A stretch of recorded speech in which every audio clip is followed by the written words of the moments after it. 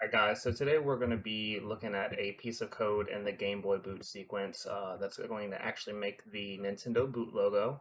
I wanted to share this piece of code because I just wanted to give a deeper look into reverse engineering and kind of show that it's not as complicated as people might think to get started. Now, it can be extremely complicated, but just getting started reverse engineering, I just wanted to give a beginner point of view and show exactly what happens when we reverse engineer a file. So today we're going to be using Ghidra. You can use IDA if you like. You can use any other decompiler, reverse engineer. You can even use hexedit for this because we're just going to be looking at the hex. But I'm going to be using Ghidra today. So what I'm going to do is just start a new project. We're not going to share it with anybody, so we can do a non-shared project. Just hit next. We're going to put it in our reverses folder, and we'll name it Gameboy. All right, now we have our Game Boy project right here. Now we're going to import the file. And what I'm going to be importing is just a Game Boy ROM. We're not going to mention which one because of copyright issues, but we'll call this one Tokimon Shu. And we're going to go ahead and import it. Now it's going to ask you a couple of different options here. We're going to select raw binary, and for the language, Game Boy ROMs are actually written in Z80. So we're going to pick Z80. Now, the Z80 for Game Boy is a little bit different than regular Z80, but because we're not going to be actually using instructions, we're just going to be looking at the hex, it doesn't matter. So I'm just going to pick this one. If you'd like to use an actual Game Boy decompiler, they do have an extension for Ghidra for it, but we won't be using that today. So now that we've got it all imported, we're going to see our ROM right here, and let's go ahead and open it up. You'll see the dragon that starts to shoot fire on your ROM. That's exactly what we want to see. And now Ghidra's going to ask us, do you want to analyze it?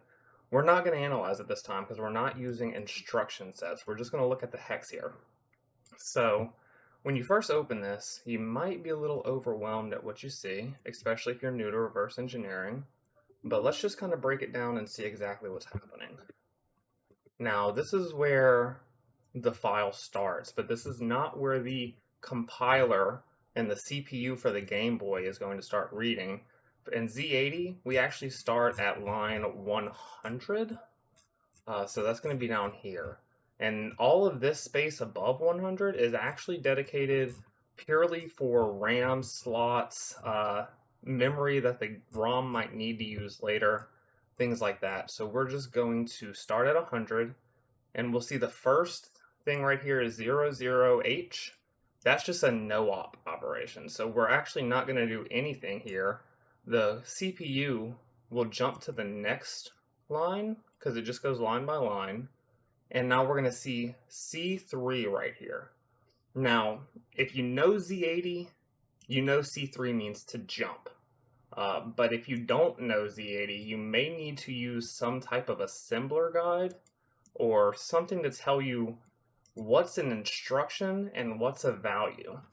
We know that 50 in Z80 is not an instruction. We know that C3 is the instruction called jump.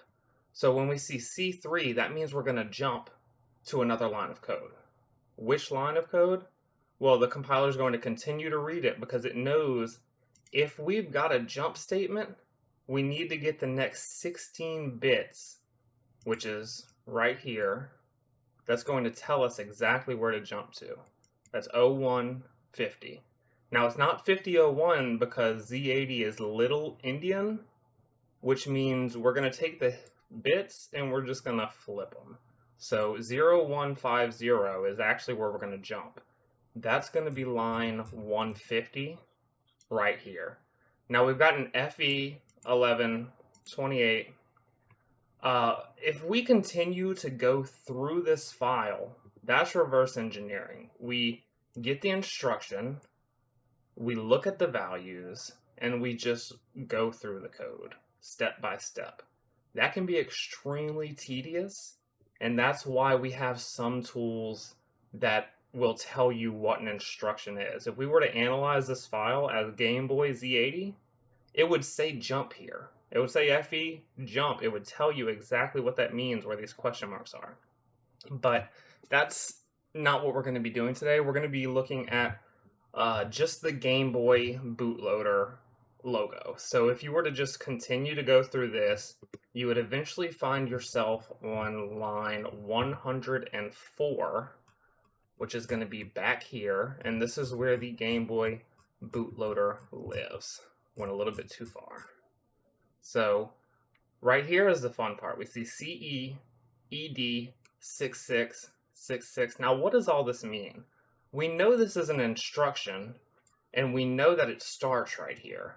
So we can start to just look at this, and it might take a shower, it might take a nap, but as you think about these hex values, you'll start to kind of figure out that these are actually the Game Boy logo and how it's going to be drawn to the screen. This is going to be line 104 through 133. So we'll just go ahead and get that. And we're going to prove that with a little bit of Python today, that this is the Nintendo logo right here. Now you might be thinking, how on earth are all these random values the Nintendo logo? And that's what we're going to look at. So let me just go ahead and pop open Notepad. You can use whatever, Notepad++, whatever your preference is. I just like Notepad. And we're going to pop that open, and I've already got a couple of things here to help us understand what's happening here. So we've copied over the hex values and the RAM slots, and now we've got it all in one place.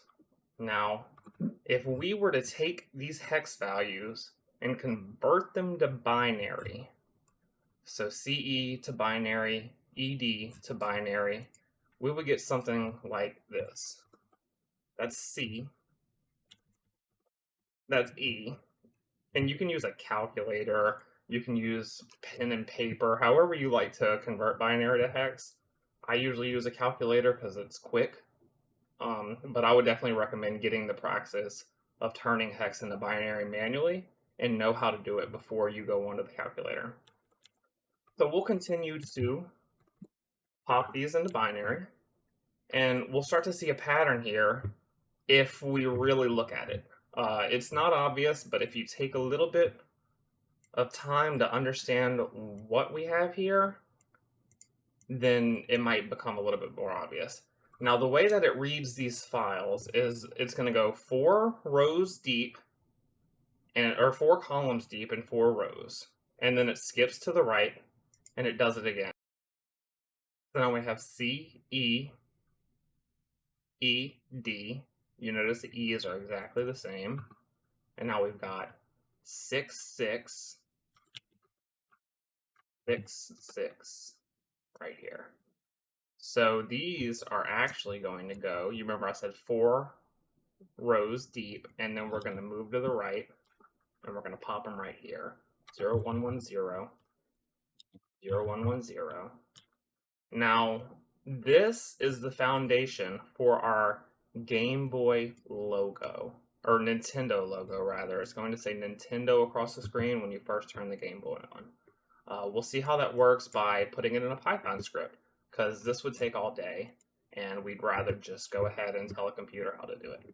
So what I'm going to do is I'm going to erase all this, and we will go ahead and write some Python that's going to tell us, that's just going to do it for us. So what I've got right here is I've got the data set of the hex bits. All right, now I've got the data set already here, so I'm just going to paste it into our notepad, and this is going to be our variable, or really array, with all of the bits we just saw, CE, ED, 66. We're just going to put them all in one place where we can access them.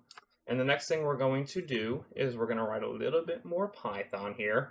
If you're not familiar with programming, I would definitely become familiar with programming before attempting reverse engineering. Even if it's just Python or something, a simple language, I would get familiar with programming first. So we're going to do for y in range 8.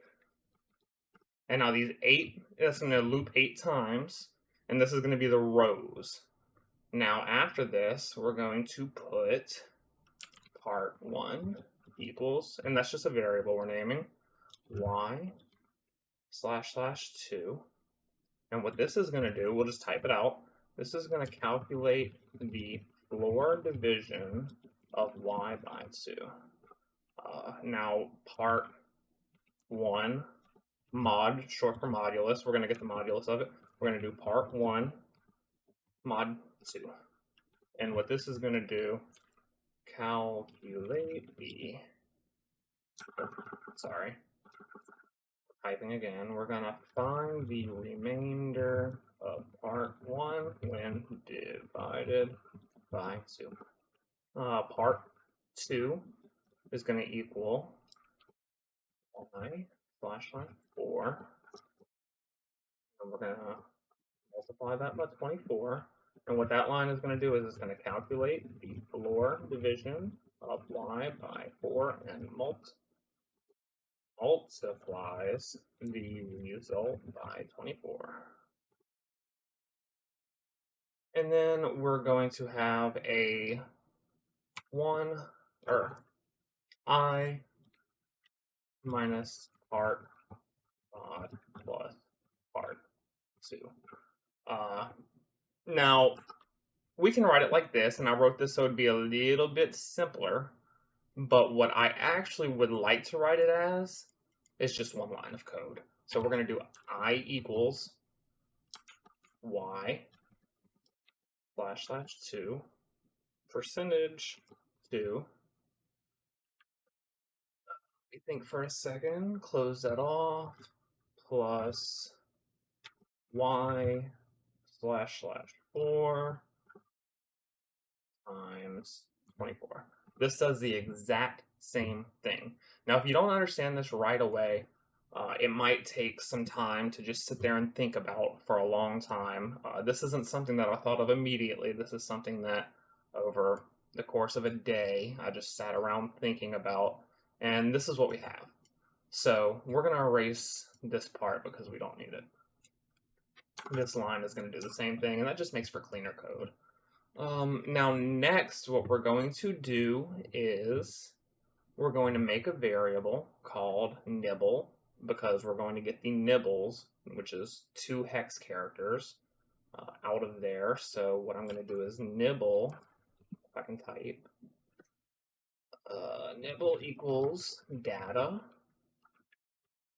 I and 0xf, that's just hex, if y to l data I. And that'll help us loop through the columns right here. So next, let's think about what we'll put here. We need one more loop for be in range for 0, -1, or -1 rather. And for every b, what we're going to do is print 1, right quotes here, 1 if nibble greater than b minus 1, 1 else if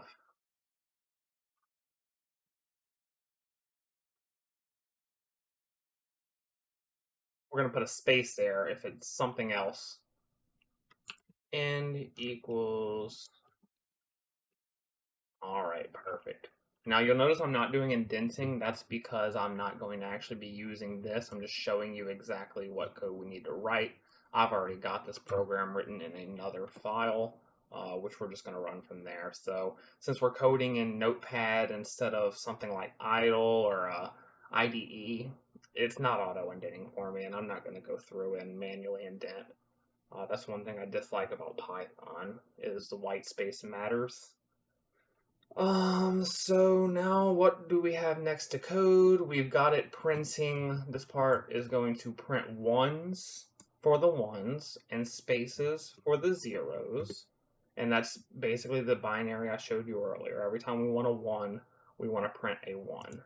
Now the actual Game Boy ROM prints a black texture for a 1. So this is going to look a little bit different, but we're still going to see exactly how the math works. And now we're going to iterate 1 for each row and column. So 1 plus equals 2, or I plus equals 2 rather. And finally we will print. So here's the code. And that is the Game Boy boot logo written in Python. So let's take a look and see how it works. What we're going to do is we are going to go ahead and open the existing program in command prompt. So let me pop that open and make it a little bit bigger. And we're going to do Nintendo.py. And there we go, the Nintendo bootloader, written from hex. So I hope that gave you a little bit of insight into reverse engineering and how exactly it's done, what it is, and a real life example of someone reverse engineering. So if you have any more questions, feel free to leave them in the comments. If you want to see more content like this, please let me know. This is just something I'm playing around with. This isn't too serious. But if you do like this stuff, or I have people messaging me saying they want to see more, then I can reverse engineer the entire Nintendo bootloader, and we can actually get to a title screen or something. We can have fun with it. So definitely let me know in the comments. Let me know what you think about this, and you guys take it easy.